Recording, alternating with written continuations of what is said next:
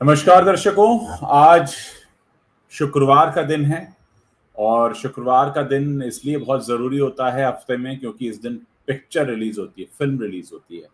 आज मैं थिएटर पहुंचा था एक फिल्म देखने। आपने दिन में देखा होगा, मैंने रिव्यू किया है मेट्रो इन दिनों का। और रवि जी ने भी आज एक फिल्म देखी है, कालीधर लापता। तो कालीधर लापता कैसी है ये तो रवि जी बताएंगे और मैं इनके साथ शेयर करूंगा कि मुझे मेट्रो इन दिनों कैसी लगी। जो लोग भी हमारे साथ जी लाइव में जुड़ रहे हैं उनसे बस एक ही रिक्वेस्ट है मेरी कि जल्दी से इस लाइव सेशन को आप शेयर कर लीजिए ताकि आपकी तरह और जो दर्शक हैं जो ज्वाइन करना चाहते हैं, देखना चाहते हैं अलग अलग प्लेटफॉर्म पर, वो हमें देख पाएं।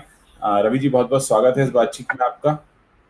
शुक्रिया उज्जवल जी, आपका भी स्वागत इस बातचीत में।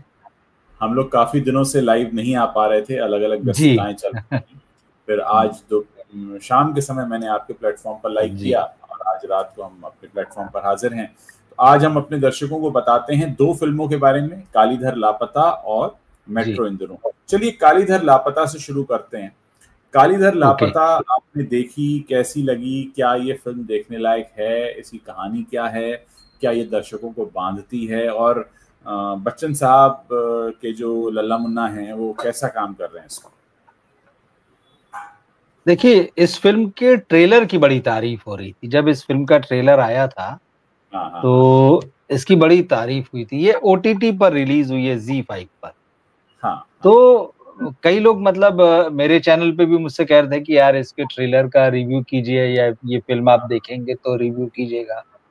तो हाँ ट्रेलर पे तो मैं नहीं गया, लेकिन हाँ फिल्म देखी मैंने क्योंकि बहुत सारे लोगों को इस फिल्म के बारे में जानना था। हाँ और ये भी मैंने महसूस किया है कि अभिषेक बच्चन की एक फैन फॉलोइंग तो है। मतलब मैं ऐसा मुझे मेरे चैनल से लगता है, क्योंकि लोग कहते हैं कि भाई उनके रिव्यू कीजिए, या अगर आपने कहा कि भाई उन्होंने काम अच्छा नहीं किया तो नाराज हो जाते हैं। ये सब भी चीजें हैं। तो मगर ठीक है, वो सारी बातें दरकिनार हैं। लेकिन मैंने फिल्म देखी तो मुझे लगा कि अभिषेक बच्चन ये क्या कर रहे हैं, क्योंकि उनके कैरियर का ग्राफ जो है वो लगातार नीचे आ रहा है। अच्छा फिल्मों में तो वो बिल्कुल, हाँ, फिल्मों में जो थिएटर में जो फिल्में हैं उसका वो चेहरा नहीं रह गए। मतलब अभिषेक बच्चन आज की तारीख में थिएटर में अगर सोलो हीरो के रूप में फिल्म लाते हैं तो गारंटी नहीं है कि मतलब लोग उनको देखने जाएंगे। गारंटी मतलब क्या, मतलब आप बहुत अच्छे से कह सकते हैं कि उनकी फिल्म जो है बहुत ही नहीं। गिने चुने दर्शक नहीं जाएंगे, सीधी बात है। लेकिन ओटीटी पर भी मुझे लग रहा है कि धीरे धीरे ये स्थिति हो रही है। हाँ क्योंकि हाँ देखिए, उनकी ओटीटी पर जो पिछली 2-3 फिल्में थी, हाँ उन्होंने लूडो से शुरुआत की नेटफ्लिक्स हाँ पर जब वो पहली बार आए थे। तो वो हाँ एंथोलॉजी फिल्म थी। अनुराग बासु की फिल्म थी, जिनकी फिल्म आज आप थिएटर में देख के आए हैं। तो जी उसमें अभिषेक के सेगमेंट को पसंद किया गया था। लोगों ने कहा था नहीं नहीं, अभिषेक ने अच्छा काम किया है। इसके जी बाद में उनकी फिल्म आई थी बॉब विस्वास। वो भी जी अच्छी फिल्म थी। वो जो कहानी का स्पिन ऑफ था, वो जी जो विद्या बालन वाली कहानी है, तो वो भी एक थ्रिलर था। लोगों को उम्मीद थी, वहां भी अच्छा काम किया। हाँ लेकिन हाँ इसके बाद मुझे लगता है कि अभिषेक बच्चन ओटीटी पे भी जो है एक तरीके से उनका डाउनफॉल जैसे, क्योंकि हाँ 10वीं बहुत एवरेज फिल्म थी। अब वो लोगों ने, क्योंकि आपको थिएटर में नहीं आती तो फिगर पता नहीं चलते हैं। और जिस तरह से फिल्मों के रिव्यू हो रहे हैं पिछले कुछ सालों में बॉलीवुड के, और ये बढ़ता जा रहा है। मतलब कि लोगों को खुश करने का मामला, और जो समोसा क्रिटिक्स वाला टर्म आया और बाकी और भी चीजें आई, हम समझ रहे हैं कि क्यों और किस तरह से रिव्यू हो रहे हैं। 10वीं के बाद में उनकी वो द बिग बुल आई थी, तो वो हर्षद मेहता वाला प्रकरण था। तो उससे पहले ही जो है आपकी हंसल मेहता की वेब सीरीज जो आई थी वो हाँ हिट हो चुकी थी। उस हाँ कब ये फिल्म आई और कब गई पता नहीं चला डिज्नी हॉटस्टार पे। फिर बी हाँ हैप्पी आई, वो और कमजोर फिल्म थी। अब उसके बाद ये कालीधर लापता आई, ये भी। अब इस फिल्म की एक बात और है कि ये रीमेक फिल्म है। अच्छा हाँ मधुमिता नाम की इसकी डायरेक्टर हैं, कालीधर लापता की। और हाँ उन्होंने इस अपनी ही फिल्म को हिंदी में रीमेक किया है, मूल तमिल फिल्म से। जी मूल फिल्म जो है वो 2019 में आई थी। और मैं हम्म आपको बताऊं ये, और दर्शकों से भी कहना चाहूंगा, ये जो हम्म कोरोना वाला दौर आया था, यहीं से ओटीटी ने बहुत तेजी से जो है जगह हाँ बनाई। और मुझे याद है केडी नाम से जो फिल्म थी, ये तमिल फिल्म, उस जी उस दौर में जब दर्शक घर में बैठे थे, लोग घर में बैठे थे, और जी ओटीटी पर अच्छी फिल्में दिख रही थी और एक जी दूसरे को बता रहे थे कि यार ये फिल्म देखो, केडी उन शुरुआती फिल्मों में से कि लोगों ने कहा अरे एक 80 साल के बूढ़े की कहानी एक 8 साल के बच्चे के साथ में, ये कमाल की फिल्म है, इसको देखना चाहिए। कि दोनों किस तरह से, मतलब कहानी के बारे में भी थोड़ा सा बता देता हूँ कि 80 साल का ये बूढ़ा जो होता है कोमा में होता है और 3 महीने तक, और उसके बाद फिर एक दिन उसकी अचानक, मतलब कोमा से बाहर आता है तो देखता है कि उसके बेटे बहू परिवार वाले लोग जो हैं उसकी मौत की कामना कर रहे हैं और उसको मार देने का षड्यंत्र कर रहे हैं। वो घर से भाग जाता है तो उसको एक 8 साल का बच्चा मिलता है और वो अनाथ बच्चा है और ये बूढ़ा है। अब ये भी एक तरीके से इसका कोई आगे पीछे नहीं है। उन दोनों की जो बॉन्डिंग होती है और वो बच्चा इसको जिस तरह से सिखाता है जिंदगी जीना, वो कहता है तुमने जिंदगी भर दूसरों के लिए जिया, खुद के लिए कब जियोगे? तो वो एक बकेट लिस्ट जैसी होती, क्या क्या करना चाहते हो। तो वो बच्चा उस, और वो बूढ़ा, बढ़िया उनकी जिंदगी जो है कुछ महीनों की चल रही, कुछ समय की। अभी सेम आइडिया को लेके आपने बनाया है, वो बहुत अच्छी फिल्म थी वो। और 80 साल का बूढ़ा और 8 साल का बच्चा, कहीं ट्यूनिंग आपको लगती है, है ना, उस तरह से। अब उसी कहानी को उठा के यहाँ बना। अभिषेक में मान लेता हूँ चलिए 50 के आसपास दिख रहे हैं। अब यहाँ दिखा दिया कि यहाँ उन्होंने, क्योंकि वो फादर फिगर थे अपने भाई बहनों के लिए, क्योंकि पिताजी जो थे वो छोटे थे, तभी गुजर गया था जो कालीधर छोटे थे तब, तो उन्होंने अपने छोटे भाई बहनों को पाल पोस के बड़ा किया। अब ये बीमार हो गए, इनको डिमेंशिया जैसी कोई बीमारी हो गई, भूल जाते हैं, हाथ कांपते रहते हैं, इल्यूजन जैसी चीजें, हेलुसिनेशन जैसी चीजें होती है। तो अब इनके भी भाई और वो सब जो है, तो क्या करें, तो उनका, क्योंकि परिवार पे बोझ बन गए हैं और बहुत सारा इनके इलाज में खर्च हो रहा है, और ये है कि भाई की गांव की जमीन अमीन जो है इनसे अपने नाम करा लो, अंगूठा वगैरह इनकी नींद में लगवा लेते हैं। बोले अब क्या करें इनका, तो बोले इनको कुंभ मेले में छोड़ आते हैं। अच्छा। तो ये छोड़ने चले जाते हैं और इनको छोड़ के आ जाते हैं। अब वो वाली चीज है, फिर इनको जब वहां से पैसे वैसे नहीं है, बस में बैठे कहीं तो रास्ते में ड्राइवर ने उतार दिया कि पैसे नहीं है, तो जिस गांव में उतारते हैं वहां इनको एक बच्चा मिल जाता है, वो बच्चा अनाथ है। कैसे उसके साथ में फिर धीरे शुरुआती नोक झोंक, फिर बॉन्डिंग, सेम चीज को इन्होंने यहाँ बनाया। लेकिन वो जो 80 साल के बूढ़े में और 8 साल के बच्चे में जो कनेक्ट बन रहा था, एक तो इस कहानी में कहीं वो कनेक्ट नहीं बनता। अभिषेक बच्चन बड़े आर्टिफिशियल टाइप के लगते हैं, दाढ़ी बढ़ा के, बाल बिखरे हुए, परेशान से, थोड़ा सा ओवरसाइज शर्ट पहने हुए, पजामा नुमा पहने हुए, तो वो बात बनती नहीं। और वो जो बच्चा इस फिल्म में है, उसका नाम है, मैं आपको बताऊं, दिविक बघेला। बच्चा जो है, वो बच्चा अभिषेक में भारी पड़ता है। इतने सहज डायलॉग, चुटीले डायलॉग वो बोलता है, तो आपको थोड़ा सा फिल्म थोड़ा होल्ड करती है।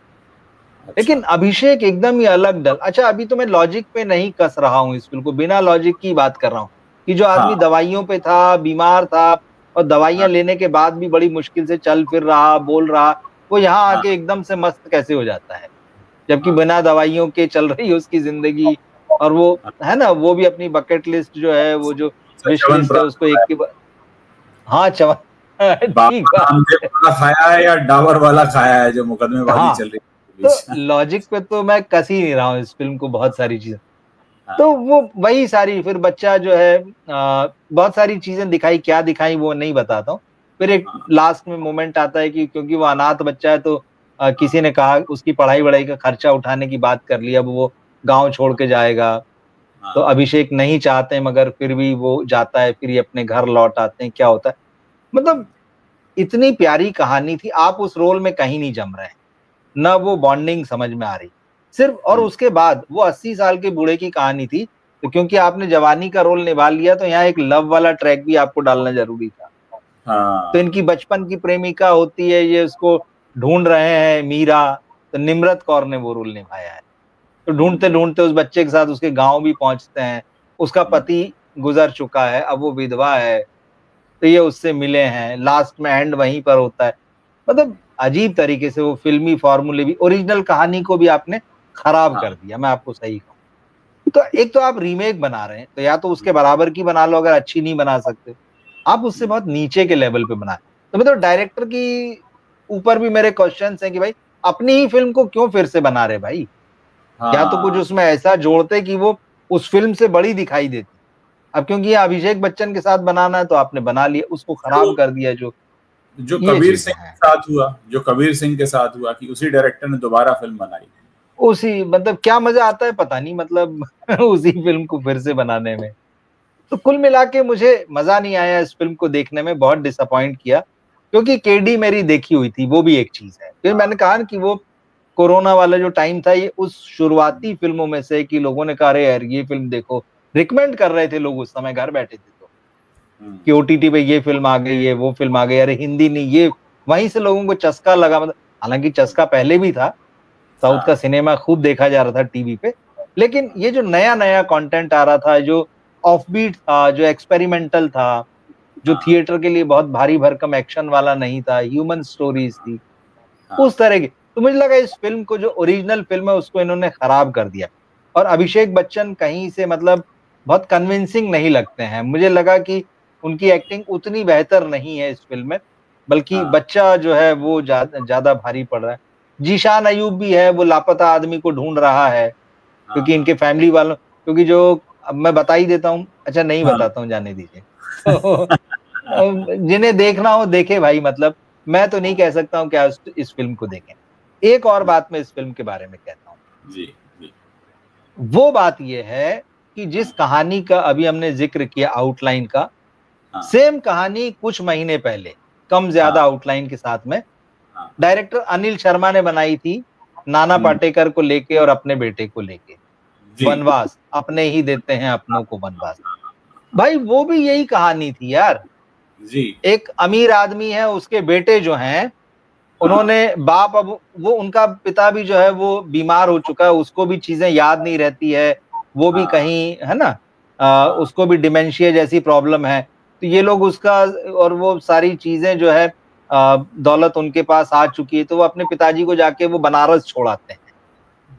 फिर वहां बनारस छोड़ आते हैं, तो फिर वहां पे उनको एक यंग आदमी मिलता है, जो उत्कर्ष ने जो रोल प्ले किया था। दोनों की बॉन्डिंग शुरुआती नाराजगियां जो भी थोड़ा बहुत ऑन ऑफ रहता है, उसके बाद बड़ी अच्छी हो जाती है, उसको बेटे जैसा मानने लगता है। फिर वो बेटा जो उत्कर्ष है, वो तमाम इसका पता वता खोज के जो है वो आखिर तक घर पहुंचाने जाता है। तो वहां भी यही पैसे के लिए, वहां भी एक आदमी को आप छोड़ आए कि बूढ़े लोगों के साथ क्या कम ज्यादा वही प्लॉट है आपका। तो ऐसी फिल्में बनाने का क्या मतलब? या तो मुझे फिर बाद में ये भी लगा, ऐसा तो नहीं कहीं वनवास का आइडिया अनिल शर्मा को ये 2019 की फिल्म देखने के बाद में आया हो केडी की, तो उन्होंने उस तरह से बना ली हो, कोई भरोसा नहीं है। तो एक जैसे सिमिलर, क्या अभिषेक बच्चन ने वो फिल्म नहीं देखी? और अगर ये लोग फिल्म नहीं देखते हैं, और बहुत सारे फिल्म स्टार्स बेशर्मी के साथ ये बोलते हैं कि अरे हम तो फिल्म नहीं देखते हैं, किसी भी स्टार का नाम ले लीजिए, अरे हम फिल्म नहीं देखते, हमने वो फिल्म नहीं देखी। तो आप इस बिजनेस में क्यों है भाई? क्यों है? सही बात। एक पत्रकार अगर ये कहे कि नहीं मैं तो अखबार नहीं पढ़ता हूँ, मैं टीवी नहीं देखता हूँ, मैं तो खबरों को फॉलो ही नहीं करता हूँ, लेकिन मैं बड़ा एक्टर हूँ भाई, बहुत महान एक्टर हूँ, आप छोड़ दीजिए, या तो आप झूठ बोल रहे हैं या फिर आप इस काम को छोड़ दीजिए। कौन क्या बना रहा है, क्या चीजें बन रही है, रीमेक फिल्में बनाने के लिए आप बस फिल्में देखते हैं कि यार इसकी नकल करा लूं, उसकी नकल करा लूं, इसमें हीरो बन जाऊं। जी। तो ये बहुत डिसअपॉइंट करने वाला सिनेरियो है हिंदी फिल्मों का। आपका कैसा एक्सपीरियंस रहा, आप बताइए। मैं तो देखिए, मैं आपको अपनी बात बताता हूँ कि लाइफ इन अ मेट्रो मैंने जब 2007 में देखी थी तो मुझे बड़ी अच्छी लगी। और उस फिल्म ने मुझे, उसकी कहानी में मैं डूब गया था। और मैं एक दर्शक के तौर पर ऐसी कहानियां पसंद करता हूँ जिन कहानियों में मैं खो जाऊं, डूब जाऊं, मैं उनकी दुनिया में चला जाऊं, मैं वहां से कनेक्ट हो जाऊं, उन पात्रों से मैं किसी के प्रति मेरी सहानुभूति होने लगे और किसी के प्रति मेरा गुस्सा भी आने लगे, मतलब मैं उनकी दुनिया में बसना चाहता हूँ। तो मैं बड़ी उम्मीद से गया था। अच्छा, उम्मीद से गया, थिएटर में घुसा तो सिनेरियो वही था कि 10-12 लोग थे, चलो वो कोई बात नहीं, उससे कोई फर्क नहीं पड़ता कितने लोग, आजकल लोग फ्राइडे को नहीं निकल पाते हैं। जब पिक्चर शुरू होती है तो गाना शुरू हुआ, प्रीतम साहब छत पे खड़े होकर गिटार बजा रहे थे, जोर जोर से चिल्ला रहे थे, उनके साथ दो लोग फिल्म में हैं। अरे फिल्म में है, अरे सर उनकी फिल्म में उनके अलावा और कौन है, वो पूरी फिल्म में है। क्या बात? वो अच्छा, मैं सोचा था म्यूजिक दिया पीछे होंगे। अच्छा, इस फिल्म में क्या पंकज त्रिपाठी देखी है जो प्रीतम देखे हैं, क्या कोंकणा देखी है जो प्रीतम देखे हैं, मतलब कौन से स्टार से वो कम देखे हैं ये बताइए। मतलब अच्छा, अब वो छत पे गाना गा रहे हैं, कहीं वो रोड पे फुटपाथ पे गा रहे हैं, कहीं ब्रिज पे गा रहे हैं, मतलब वो गाना गाते जा रहे हैं, वो गाते जा रहे हैं, वो गा रहे हैं, वो गा रहे हैं। मैं घड़ी देख रहा हूँ, वो गा रहे हैं, 10 मिनट हो चुका है, 15 मिनट हो चुका है, वो गाते जा रहे हैं, 20 मिनट हो चुका है, वो गा रहे हैं, 25 मिनट क्या हो बात चुका है। है, लगभग आधा घंटा हो चुका है फिल्म शुरू होने के बाद, पर वो गा रहे हैं।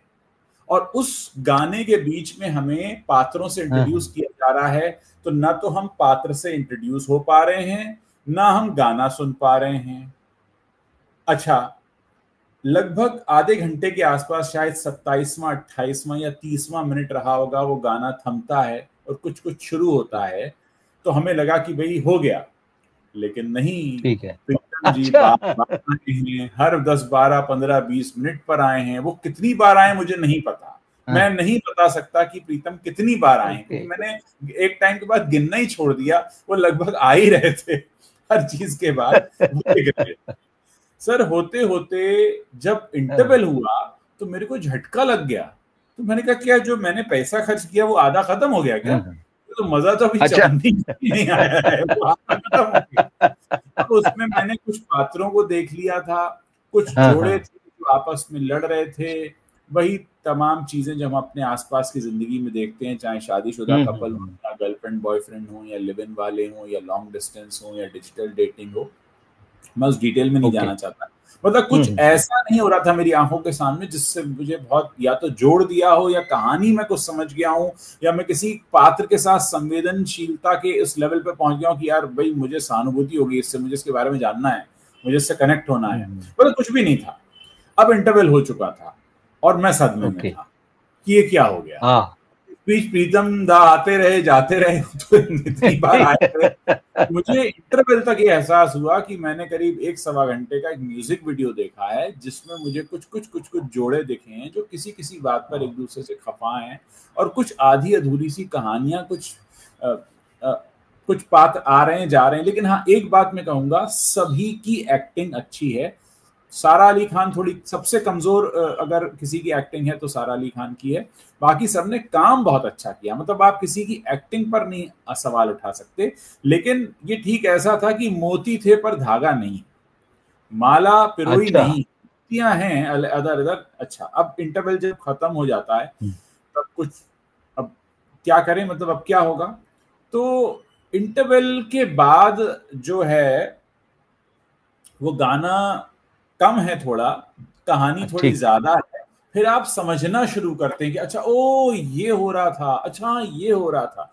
तो आप धीरे धीरे धीरे धीरे चीजों को दिमाग लगा के, अपनी मेहनत करके, मास्टर जी पढ़ा रहे हैं लेकिन हमें समझ में नहीं आ रहा, फिर भी दिमाग लगा के समझ रहा है कि क्या चल रहा है, तो हमने समझना शुरू किया तो कुछ कुछ समझ में आना शुरू हुआ। मैं ये कहूंगा कि अगर कोई मुझसे कहे कि आप इस फिल्म के दोनों हिस्सों को कंपेयर करें, तो मैं कहूंगा second part is slightly better, क्योंकि एटलीस्ट मुझे उसमें कुछ दिखा। मैं फर्स्ट में तो मुझे कुछ दिखा ही नहीं, मैं तो म्यूजिक वीडियो देख लिया, प्रीतम दा को ही देख लिया। हालांकि सेकंड पार्ट में भी प्रीतम दा खूब आए हैं।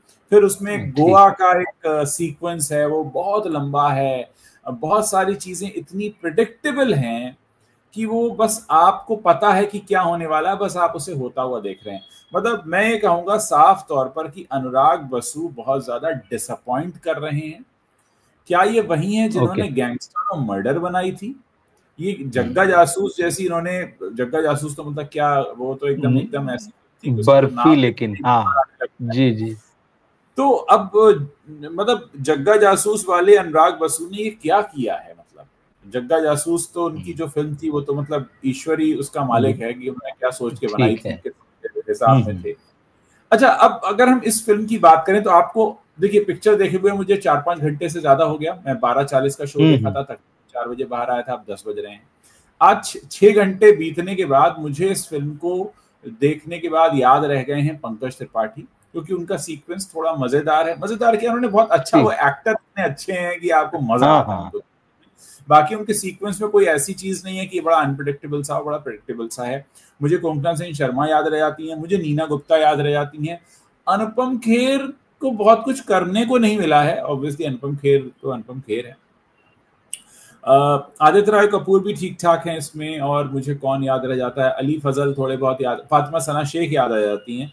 अगर अच्छी एक्टिंग की बात करूं तो मैं पंकज त्रिपाठी को एक नंबर पर रखूंगा। मैं सिर्फ इस फिल्म की बात कर रहा हूँ, पंकज त्रिपाठी की एक्टिंग बहुत अच्छी है, एक नंबर पर रखूंगा। सेकंड में फातिमा सना शेख और नीना गुप्ता जी को रख सकता हूँ। बाकी इस फिल्म से जब आप बाहर निकलते हैं तो कुछ ऐसा लेकर नहीं निकलते हैं कि आपको ये मिला है, कुछ भी ऐसा नहीं है जो मतलब आपको देखा जाता है। इनफैक्ट मैं कहूंगा कि उसका जो सॉन्ग हमने सुना था जब ट्रेलर लॉन्च था, वो कहीं ज्यादा बेहतर बात।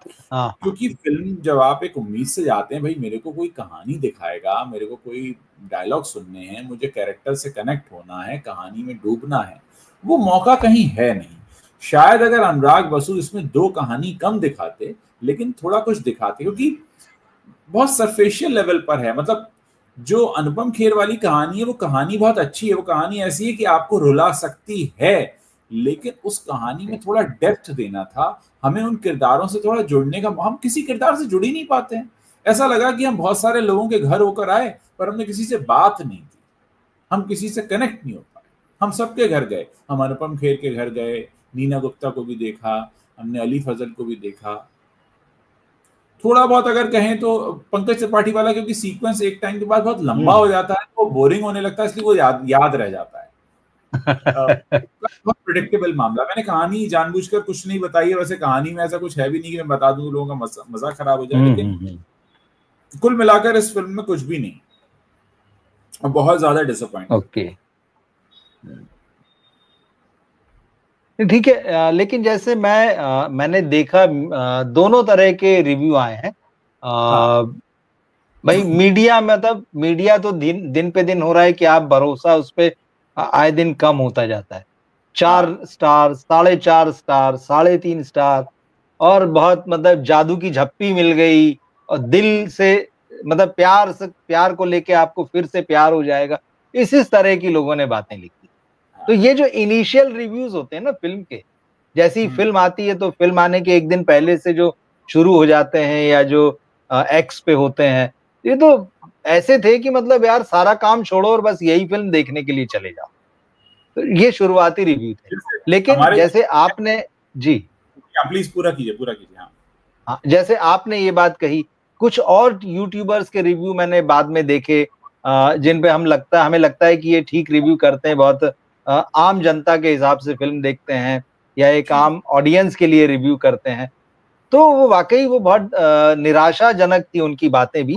एक चीज और मैं कही, क्योंकि हालांकि ये मॉडर्न स्टोरीज हैं चारों की चारों, कुछ लोगों का ये भी कहना था कि यार ये कहानियां जो इन्होंने दिखाई है सोसाइटी में कुछ पॉजिटिव जोड़ने वाली नहीं है, सोसाइटी की नेगेटिविटी को ही दिखाती हैं, और नई जनरेशन को और आज के समाज को जो है वो एक गलत ही रास्ते पे ले जाती है, जो हमारा समाज या हमारी संस्कृति या जो परंपरा है उससे बहुत अलग ढकेलती हैं मॉडर्न रिलेशनशिप्स के नाम पे। 2 बातें कहना चाहूंगा। एक तो राहुल जाधव जो हमारे दर्शक हैं जो कह रहे हैं कि Komal Nahta saying it's a very good movie, should we watch it और नॉट। देखिए, आप कोमल नाहटा जी की सुनेंगे तो आप उनकी सुन सकते हैं, देखने जा सकते हैं, लेकिन अगर आप मुझसे पूछेंगे तो मैं ये कहूंगा कि मैं तो इस फिल्म में अपने पैसे बर्बाद करके आ गया हूँ, आपको बर्बाद करने तो आप कर सकते हैं, मैं हाथ पकड़ के किसी का रोकता नहीं। दूसरा, आपने जो कहानी वाली बात कही मैं उस पर आता हूँ। देखिए, हाँ, इस फिल्म में वही दिखाया गया है जो हम अपने आसपास होता हुआ देख रहे हैं। अब उसको लेकर एज सच प्रीचिंग भी नहीं है, क्योंकि असल में एस्टैब्लिश ही नहीं कर रहे। देखिए, यहाँ पे अलग ही बहस हो रही है। अगर इन्होंने एक अच्छी फिल्म बना ली होती जिसमें हम कैरेक्टर्स के साथ फिट हो गए होते, कहानी में हम डूब गए होते, तब हम ये बात करते। यहाँ तो वो जो कहने आए थे, मतलब उन्होंने हमारी थाली में सब थोड़ा ऐसा रख दिया कि हमें किसी का भी मजा नहीं आया, और वो सही से कुछ कह भी नहीं पाए, बता भी नहीं पाए। मतलब इतना ज्यादा प्रीतम को दिखाना जरूरी था क्या? प्रीतम को 2-2.5 बार कम दिखाते थोड़ा। ये ठीक बात है, 2-2.5 बार कम दिखा के कुछ कहानी हम सुन लेते, या ये कह देते भाई हम इस फिल्म के बाद हम अगले 20 मिनट रख रहे हैं, आप सब थिएटर में रुको और प्रीतम को देखो, एक 20 मिनट का गाना हम शूट कर देते हैं, चलाइए आप उसको। आपने वो नहीं किया, आपने बीच बीच में हमें डिस्टर्ब किया, इतनी बार डिस्टर्ब किया कि हम ट्रैक से हटते रहे, हमको लगा कि हम देखने क्या है, कंफ्यूज कर दिया आपने कि सैलेड मेन कोर्स है या मेन कोर्स सैलेड है। तो हमें समझ में नहीं आ रहा कि सैलेड खाना है कि मेन कोर्स खाना है। हमारा मेन कोर्स सैलेड में ऐसा मिक्स हुआ कि हमको मतलब ना तो ये लग रहा है कि हम सैलेड खाकर आए और ना लग रहा है कि हम मेन कोर्स खाकर आए, हम पता नहीं क्या ही खाकर आ गए। तो कुल मिलाकर जो आप बात कह रहे हैं वो बिल्कुल सही है। ऐसा कुछ नहीं दिखाया है कि हाँ इसको देखकर हमें शिक्षा मिले, प्रेरणा मिले। अलग अलग लोगों के फ्रस्ट्रेशंस दिखाए हैं सब, अलग अलग लोगों मेट्रो की लाइफ दिखती है क्या, मैं जानना चाहूँ क्या मेट्रो की, क्योंकि इसमें 4 मेट्रो दिखाए गए हैं, मतलब तो दिखती है। देखिए कोई भी चीज गहरा के आपको समझ में नहीं आएगी कि आप कोलकाता में डूब गए हो, कि आप बॉम्बे में डूब गए हो, कि आप दिल्ली में डूब गए। बड़ा मैंने कहा ना बड़ा सरफेशियल लेवल से छू के जाता है। इनफैक्ट आप अगर मेरा टेस्ट लें तो मैं फेल हो जाऊंगा ये बताने में कि कौन सा वाली कहानी कहाँ की थी। बस एक अनुपम खेर की मुझे याद है कि अनुपम खेर की कहानी कोलकाता की थी, क्योंकि Kolkata has a very different flavour. बाकी आई एम कंफ्यूज कि सारा अली खान पुणे, बैंगलोर, दिल्ली में क्यों बार बार दिख रही थी, और पंकज त्रिपाठी कहाँ थे मैं नहीं बता पाऊंगा। वो बॉम्बे दिखाया या दिल्ली दिखाया मैं सच में नहीं बता सकता, क्योंकि उस फिल्म ने मुझे वैसा जोड़ा ही नहीं उस तरीके से। तो हाँ वो बहुत ज्यादा नहीं कनेक्ट करती है। इनफैक्ट ये शायद पिछले कुछ सालों में देखी गई मेरी ऐसी फिल्म थी मैं जिसमें सबसे ज्यादा बार अपना फोन चेक कर रहा था। इनफैक्ट मैंने थिएटर में बैठे बैठे व्हाट्सएप स्टेटस पे 3 बार अपडेट किया कि मैं पिक्चर देख रहा हूँ, मुझे अच्छी नहीं लग रही। मैंने फेसबुक, मैं आमतौर पर ये नहीं करता हूँ, मैं डूबता हूँ कहानी में, जाता हूँ, लेकिन कुछ आई नहीं जो पकड़ कर खींचे। कभी मैं फेसबुक पर भाग रहा था, कभी इंस्टाग्राम पे, कभी व्हाट्सएप पे, क्योंकि सामने प्रीतम दा दिख रहे थे, गाना गा रहे थे, आवाज कान में आ रही थी, उनको देखने की जरूरत थी नहीं। तो ये चल रहा था पूरे टाइम। जिस तरह से आप प्रीतम की बात कर रहे हैं तो मैं एक ये इमेजिन कर पा रहा हूँ कि जैसे प्रीतम का कोई कंसर्ट चल रहा है और वहां एक स्क्रीन लगा हुआ बड़ा, जिसमें बीच बीच में फिल्म दिखाई जा रही है, कंसर्ट आप प्रीतम का देख रहे हैं। बिल्कुल बिल्कुल कुछ ऐसा ही है, बिल्कुल कह सकते हैं।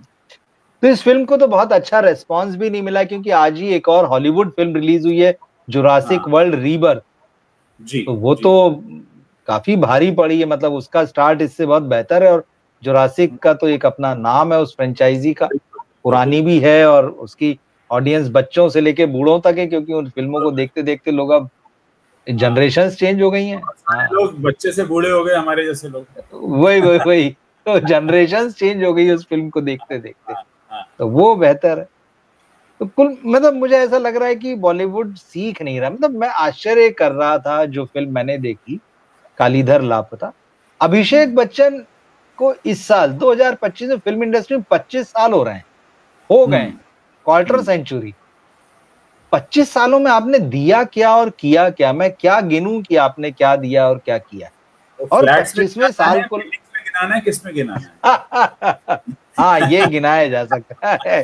हाँ तो ठीक है, गाड़ियां गिना सकते हैं, फ्लैट्स, बिल्डिंग सब गिना सकते हैं, आपको क्या गिनना है भाई? भाई मैं तो एक कलाकार के रूप में देखता हूँ कि कलाकार है तो मैं उसमें कुछ गिनना चाहता हूँ, लेकिन ये क्या कम कलाकारी है कि बिना कलाकारी हाँ ये बात सही है, बिना कलाकारी के। मतलब मुझे लगा था कि यार चलो 25वां बरस है तो ये इसको कुछ स्पेशल बनाएंगे, कुछ ऐसा अपने काम से आपको दिखाएंगे, देखिए ठीक है मैं आया वापस। कुछ नहीं, मतलब बड़ा मतलब क्या सबसे बड़ी बात तो आपकी कहानियों का सिलेक्शन जो है बहुत पुअर है अभिषेक। हालांकि सभी के मामले में अभी तो यहाँ पर है, और उसके बावजूद आप ध्यान नहीं दे रहे हैं कि राइटिंग जैसी भी कोई चीज है, रीमेक बना रहे, मतलब क्या मतलब है यार उसको रीमेक बना के। रवि जी हम और आप अभिषेक बच्चन की तारीफ करें ना करें, सदी के महानायक उनकी तारीफ करते हैं। हाँ तो फिर नहीं ये तो मानना पड़ेगा ही, नहीं तो फिर तो हाँ सदी के महानायक उनकी तारीफ करते हैं, वो उत्तराधिकारी हैं उनके। मैं वही कह रहा हूँ कि अमिताभ बच्चन से तारीफ करवा लेते हैं, उनका हासिल है ये। हाँ ये तो खैर बात सही चीज, तो बड़ी चीज है भाई बड़ी चीज है। तो ये सब देख के कुछ अभी देखे, पिछले हफ्ते भी जो है वो आमिर खान लेके आ गए सितारे जमीन पर, वो भी रीमेक है। मतलब बस रीमेक पे आपकी पटरी जो चल रही है, मतलब आपकी गाड़ी उसी पटरी पर चल रही है, आपका कुछ नहीं, आप खोखले हैं बिल्कुल एक तरीके से। और कभी भूले भटके कोई फिल्म हमारे आ जाती है। हाँ। राइट, ये बिल्कुल बॉलीवुड की भाषा में बात कर रहे हैं, कहने देखो टैक्स दिया ना मैंने, अब पिक्चर अच्छी की नहीं की मुझे नहीं पता, टैक्स दिया ना मैंने, पैसा दिया है ना। अच्छा हाँ सही बात है, मैंने टैक्स भर दिया है तो फिल्म तो मैं कैसी भी कर सकता हूँ, उस पे आप कोई टैक्स दिया। हाँ टैक्स दिया है। टैक्स तो खैर हम लोग भी देते हैं जब टिकट खरीदते हैं और फिल्म देते हैं, तो हम लोग कोई ऐसा जो ऑडियंस है वो कोई फ्री में नहीं देखती है, वो इनको भी दे रही है और सरकार को भी दे रही है, दोनों तरफ दिया जा रहा है। हाँ तो ऑडियंस के लिए कुछ है नहीं ऐसा लगता, मतलब आप जबरदस्ती एंटरटेन होना चाहे, अब किसी को लगे नहीं मैं तो अभिषेक बच्चन की फिल्म से ही मेरा एंटरटेनमेंट करूंगा और जो भी देखूंगा उसको एंटरटेनमेंट मानूंगा, तो भाई देख ले फिर। देखिए, एंटरटेनमेंट की अपनी अपनी परिभाषा होती है। कुछ लोग हाँ ठीक, अभिषेक बच्चन को देखते ही हंसने भी लगते हैं, उनका अपना हाँ मनोरंजन अपना है, हाँ भाई ठीक बात, ये भाई सही क्या है। अभी हाँ अभिषेक भाई बच्चन ठीक बात, पे हंस रहे हैं, तो अभिषेक बच्चन आपने सही, तो पिक्चर देखी है, मैं तो बिना पिक्चर देखे ही मेरा मनोरंजन हो रहा है। हाँ अभिषेक सही बच्चन है। तो ये क्या कम बात नहीं है। नहीं, और उन्होंने तो मनोरंजन करने का नया लेवल भी छू लिया ना हाउसफुल 5 में, बस जिस बस तरह बस। का रोल किया, जैसे सीन उन पे फिल्माए गए, जो डायलॉग बोले गए, तो एक नया लेवल उन्होंने छू लिया है एंटरटेनमेंट का। नहीं नहीं करते कि मैं नहीं करूंगा नहीं करूंगा, पर किया उन्होंने वो। अभी तो और देखिए अभी आगे भी, आगे क्या क्या इन्हें करना पड़े, ये आप देखिए। हाँ नहीं तो करवाने आगे कर वाले रहे हैं ना, अभी वाले। अभी आगे कर रहे हैं, अभी आगे कर रहे हैं, शाहरुख खान के साथ किंग में आ रहे हैं। शाहरुख हाँ अपनी बेटी को जमाने के लिए पिक्चर बना रहे हैं, उसमें दिखाई देंगे, बड़ा काम करेंगे कि भाई मैं किंग में आ रहा हूँ, तो इस तरह की फिल्म कर रहे हैं। उसके अलावा एक फिल्म और इनको मिली है, राजा शिवाजी, मुझे पता नहीं अभी उसमें क्या रोल कर रहे हैं ये, अब आप लेकिन सोचिए कि जी ये आदमी जो है शाहरुख खान को भी कन्विंस कर चुका है कि तुम मुझे काम दो और मैं काम करूंगा। हाँ करूंगा। मैं सही 25 साल बात है। हाँ भाई 25 साल का अनुभव है, कम हाँ, नहीं होता 25 साल का अनुभव। अब शाहरुख किसी के खान को पास, भी मानना पड़ेगा कि इतना सीनियर आदमी तो काम तो कर ही सकता है। अब इतना सीनियर है तो कुछ तो करेगा ही, सही है, क्योंकि इतना सीनियर जो हो कुछ गया तो है वो। कर, सही है। भाई इतना हाँ टिकना भी सीनियरिटी का फायदा तो, हाँ ये तो है, इतना टिकना और जिस तरह का काम किया उसमें टिकना, और दर्शकों के सामने हर बार, मतलब साल में, मैं इनकी फिल्मोग्राफी चेक कर रहा था, मैं आपको बताऊं 25 साल में अभिषेक बच्चन 74 फिल्मों में दिखे। हम्म आप सोचिए, आप सोच सकते हैं 74 फिल्में, और इसमें से 21 फिल्में ऐसी है जिसमें उनका या तो गेस्ट अपीयरेंस है, हम्म या स्पेशल अपीयरेंस है, किसी डांस में दिख गए, या कहीं हम्म वॉइस अपनी दे दी, या एक आध बांग्ला फिल्म भी है उसमें। लेकिन 53 फिल्में ऐसी हैं जिसमें या तो वो हीरो हैं, या हीरो के बराबर हैं, या फिल्म में इंपॉर्टेंट रोल निभा रहे हैं। मतलब आप मतलब सोचिए 53 बार कितनी। नहीं बनाया है, 53 बार बनाया है उन्होंने। तो 53 आप मत समझिए, मतलब 25 साल हाँ के हिसाब से अगर 53 बार बनाया, मतलब हर 6 महीने पे एक बार बनाया पब्लिक को। हर 6 महीने पे, और आप सोचिए मतलब कितनी फिल्में, लेकिन वही मैंने कहा कि उंगलियों पे मुझे सबसे अच्छी फिल्म लगती है गुरु, मतलब जिसमें मुझे लगे कि हाँ इस फिल्म को फिर से देख लिया जाए अभिषेक बच्चन के लिए, तो तो वो इसका फिल्म है क्रेडिट आप गुरु। किसे देंगे, मणिरत्नम को देंगे या अभिषेक को देंगे? नहीं ठीक है, क्रेडिट तो मणिरत्नम को जाएगा, लेकिन जिस तरह से उन्होंने इनको हाँ, प्रेजेंट किया है उसमें, और ये ठीक ठाक कर गए हैं, ऐसा भी नहीं है, तो कर गए हैं उसमें ठीक ठाक, तो डायरेक्टर का क्रेडिट तो है ही, और हालांकि सब कुछ बंद घड़ी उस भी फिल्म का सर, म्यूजिक भी कि और टोटलिटी। बंद घड़ी भी हाँ दिन में 2 बार सही समय दिखाती है। हाँ बिल्कुल ठीक है, तो एक आध फिल्म और जोड़ लें इसके साथ अपने मन से, जिसको जो अच्छी लगती है। हाँ, किसी को अब ब्लफ बच्चन मास्टर अच्छी लगेगी, किसी को दोस्ताना अच्छी लगेगी, मुझे लगता है तो वो भी थोड़ा। बहुत जल्द बच्चन साहब हाँ एक ट्वीट करेंगे, बहुत जल्द बच्चन साहब जी, एक ट्वीट करेंगे जब इनके 25 साल टेक्निकली पूरे हो जाएंगे। मुझे नहीं पता कि हाँ टेक्निकली पूरे हुए हैं या नहीं हुए हैं, 25वां साल तो ये जरूर है। बच्चन जी साहब हो सकता है ट्वीट कर दें, माय फेवरेट 25 अभिषेक हाँ। बच्चन फिल्म्स, हो सकता है ऐसा कुछ अरे वो कर। उसका तो इंतजार रहेगा भाई, मतलब ये तो वाकई अगर ऐसी कोई लिस्ट आती है हाँ तो वो बड़ी बात होगी, मतलब हम देखेंगे उन फिल्मों को एक बार फिर से, अगर वो 25 फिल्में आ जाती हैं हाँ, तो हम ढूंढ के देखेंगे, अगर नहीं मिलेगी तब भी कि 25 फिल्में हैं और जिन्हें हम याद नहीं रख पा रहे हैं, ये एक और बड़ी बात है। वे तो 10-12 ही नहीं याद आ पा रही हैं। मतलब घर जैसे मैंने कहा ना, पहली बार यादगार देखिए, नाम एक गुरु याद आती है, बंटी और हाँ। बबली थोड़ा सा।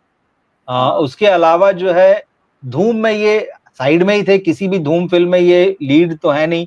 ये और उदय चोपड़ा दोनों के लिए लोग कहने लगे कि ये रोजगार केंद्र बन गया है, ये वाले जो फिल्म की फ्रेंचाइजी है। तो धूम याद आती, बंटी बबली है। युवा में ये पहली बार थोड़ा सा जो है डिफरेंट। बॉब विश्वास का जिसका मैंने जिक्र किया उसमें मुझे ठीक लगे, लूडो में ठीक लगे। ऐसी कुछ कुछ फिल्में कहीं कहीं, लेकिन यार 25 साल में अगर आप सिर्फ इतना ही कर पा रहे हैं और एक लेगेसी है आपके पास। सबका अपना अपना नॉर्मल होता है ना, इनका यही हाँ, नॉर्मल। ये बात सही है, ये बात सही है, सबका अपना नॉर्मल होता है, बात ठीक चीज है। इनका 25 ठीक है, साल लेकिन में अभी तो देखिए, हाँ ये अभी और दिखाई देंगे, मतलब अभी शाहरुख खान के साथ नजर आएंगे, तो वो एक बड़ी बात है। और आप कह रहे हैं कि कन्विंस कर लिया शाहरुख को, ये भी अपने आप में बड़ी बात है। और फिर जब राजा शिवाजी आएगी तो उसमें भी देखना पड़ेगा ये क्या रोल निभा रहे हैं, इनको क्या मिला है। डायरेक्टर तो रितेश देशमुख है, क्या सोच के, मतलब क्या कौन सा कैरेक्टर हिस्टोरिकल इनमें देख लिया। हालांकि अभिषेक बच्चन की शुरुआत जो है वो हिस्टोरिकल फिल्म से ही होने वाली, हम पढ़ते रहते हैं। आखिरी मुगल करके फिल्म बनने वाली, जेपी दत्ता बनाने वाले थे तो, और उसमें बिपाशा बासु को भी लिया जाने वाला था। तो वो आखिरी मुगल से जो है बहादुर शाह जफर की कहानी, अब क्या रोल था, यही बन रहे थे या उनके यंग एज का था या क्या था पता नहीं। लेकिन वो खबरें मिलेगी, अगर कोई सर्च भी करे गूगल पे तो पता चलेगा। तो वो फिल्म थी, लेकिन फिर वो नहीं बनी, तो फिर बाद में रिफ्यूजी बनाई गई। और हिस्टोरिक एक द्रोण नाम की फिल्म आई थी, द्रोण या द्रोणा, बहुत ही खराब, मतलब वो हिस्टोरिकल टाइप का कुछ मामला था उसमें, लेकिन हिस्टोरिकल भी नहीं था वो। शायद कोई सुपर पावर वाला कैरेक्टर था उस तरह का। ड्रोन किया था और उन्होंने एकलव्य किया था, वो भी एकलव्य में, एकलव्य में नहीं थे ना ये, बड़े बच्चन थे। हाँ बड़े बच्चन जी थे उसमें। हाँ, तो ऐसा अब तो देखते हैं कि अब हिस्टोरिकल कैरेक्टर अब इनको मिला है, ये क्या निभाते हैं, कैसे निभाते हैं, नजर तो रखेंगे हम। हिस्टोरिकल हो चुके हैं, 25 साल देखा। हाँ, सही बात है। हाँ, लेकिन अभी हमें इन्हें और देखना है, इनकी फिल्में आती रहेंगी, ऐसा नहीं है। इस इंडस्ट्री में बहुत सारे लोग हैं, मतलब जिद ठाने बैठे हुए हैं कि आपको हमें देखना ही पड़ेगा। हमारे बच्चों को तो देख ही रहे हैं, नेपो किड्स को। ऐसे इसीलिए थोड़ी की है, इतनी प्रॉपर्टी खरीद थोड़ी की कि फिल्म इंडस्ट्री से आउट हो जाए। हाँ, गाड़ा हुआ है इन्होंने, गाड़ा हुआ है। हाँ, तो हमें देखते रहना पड़ेगा, मतलब अब कब तक देखना है ये भी देखते हैं, लेकिन जिद है, मतलब बहुत लोग ऐसे हो गए हैं कि भाई आप देखना ही पड़ेगा, आप कुछ कर ही नहीं सकते हैं। जब तक ये कुछ और ना देखते तब तक हमें देखना पड़ेगा। आप थिएटर में नहीं आओगे, हम ओटीटी पे आएंगे, ओटीटी पे भी नहीं देखोगे, हम विज्ञापन में आएंगे, मतलब आपको दिखते रहेंगे, छोड़ेंगे नहीं आपको। कमिटमेंट कमाल का है दर्शकों के प्रति का, ये तो मानना पड़ेगा। निर्भरता बहुत है इनकी हमारे ऊपर, हमारे बिना काम कहाँ चलेगा इनका, ये है। और ये दूसरों को मौका भी नहीं दे रहे हैं कि मतलब इनकी जगह आ जाएं तो चलिए उनसे हम काम चलाएं, काम भी हमसे ही चलाना पड़ेगा आपको। सर मौके की तो क्या ही बात करें, बिल्कुल। मौके की तलाश में तो खुद ही रहते हैं।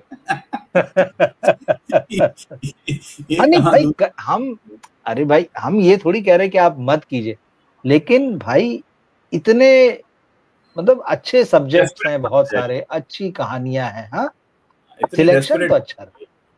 हाँ, इतने मत रुक के काम कीजिए, ठहर के कैरेक्टर में डूब के कीजिए, कहानी को समझिए, अच्छी कहानी ढूंढिए, अच्छे से लिखवाइए उसको।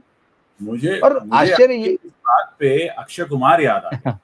उनसे किसी ने कहा कि साल में 4 फिल्में क्यों करते हो, बोले मुझे मिलती है तो क्यों नहीं करूँ। मुझे मिलती है तो मैं करूँ।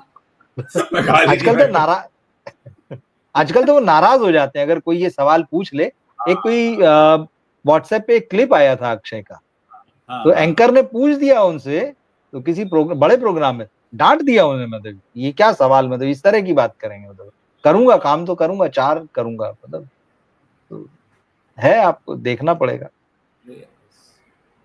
सही है, क्योंकि मुझे मिल रही है। उनका लॉजिक बड़ा अच्छा लगा मुझे अक्षय कुमार का, वाकई बोले मुझे मिल रही है फिल्में मिल। अब ये अलग बात है कि क्यों मिल रही है और कैसे मिल रही है, वो उस अलग पे डिस्कशन नहीं होता है, वो अलग मिल रही है। अब तो हेरा फेरी 3 भी ट्रैक पे आ गई भाई, मतलब परेश रावल साहब ने कह दिया हाथ जोड़ के कि नहीं मैं कर रहा हूँ पिक्चर को। जहां तक मेरा मानना है ये पूरा का पूरा एक बहुत ही घटिया दर्जे का पब्लिसिटी स्टंट, बिल्कुल, और कुछ नहीं था। वरना आप मुझे देखिए, कई अच्छा हुआ आपने जिक्र कर दिया, मतलब एक एक्टर पिक्चर छोड़ता है और जाकर सीधे सोशल मीडिया पे बोल देता है, हाँ और दूसरा एक्टर उसको नोटिस भेजता है और अखबार में छपवा देता है। बिल्कुल।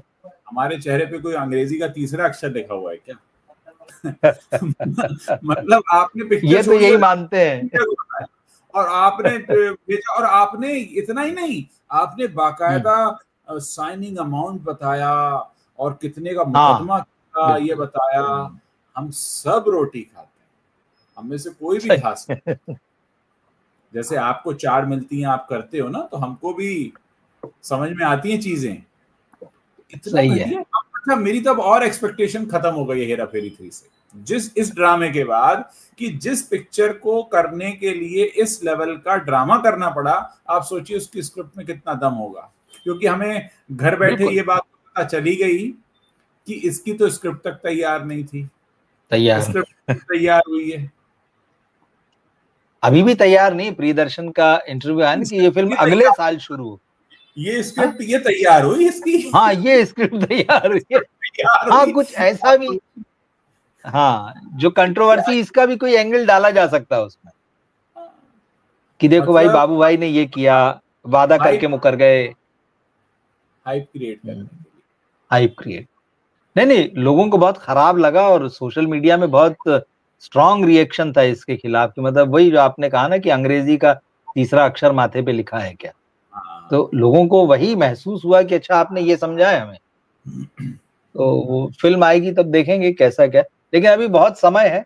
अच्छा इन लोगों को क्या लगता है ना कि लोग भूल जाएंगे, हम ड्रामा कर देते हैं और फिर जनता है वो तो भूल जाती है, लेकिन अब पता नहीं इनको कि ये सोशल मीडिया का जमाना है और आप कुछ भी लिखते हैं कुछ भी बनाते हैं वो सब निकल के आ जाता बरसों बाद, ये चीजें निकल के तो आएंगी बाद। देखिए ये टर्म ही अपने आप में गलत है कि लोग भूल जाते हैं, लोग भूलते कुछ भी नहीं है, क्योंकि इन्हें लगता है, इन्हें लगता है कि लोग भूलें, लोग कुछ नहीं भूलते, लोग तो खूब पुराना याद करते हैं, सब याद रहे।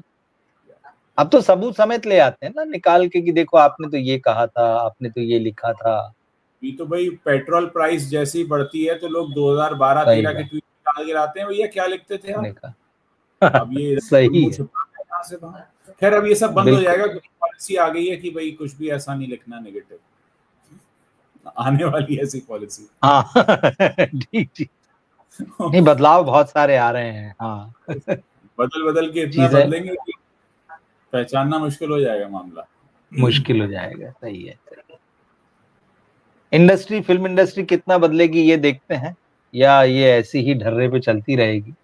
हालांकि ये ढर्रे पे चलती रहेगी, इसका कुछ नहीं होना, ये ऐसी रहने वाली। क्या कम बदलाव है कि हेरा फेरी जैसी फिल्म का 3rd सीक्वल लाने के लिए इन्हें इतना ड्रामा करना पड़ा, आज से पहले ऐसा नहीं होता था। सही बात। अब हर फिल्म के लिए ऐसा ये कुछ सोचा जाएगा, पहले से कर दो यार ये। भाई अक्षय कुमार के ऑफिस में, घर में, गाड़ी में आप उनकी मर्जी के बिना एंटर नहीं हो पाते हैं, लेकिन अक्षय कुमार ने कितने का केस किया ये सबको पता लग गया, साइनिंग अमाउंट कितना दिया पता लग गया, साइनिंग अमाउंट पे ब्याज कितना दिया पता लग गया, है ना, क्या क्या शर्तें थी सबको पता लग गया। तो ये सब वही है ना कि आप क्या समझे बैठे हैं भाई। सही है। चलिए सर, मुझे लगता है कि बहुत अच्छा हमारा सेशन रहा। चलिए जी बिल्कुल, काफी दिन हो गए थे और बात कई सारी चीजें थी, हुई है बातें हमारी, बढ़िया जी। ठीक है, बहुत बहुत शुक्रिया दर्शकों का भी और आपका भी जुड़ने के लिए। अगर ये शुक्रिया उज्जवल जी, शेयर जरूर कीजिएगा, मैं यही कहता हूँ हमेशा दर्शकों से। Thank you, good night Ravi ji, thank you, good night, thank you Ujjwal ji.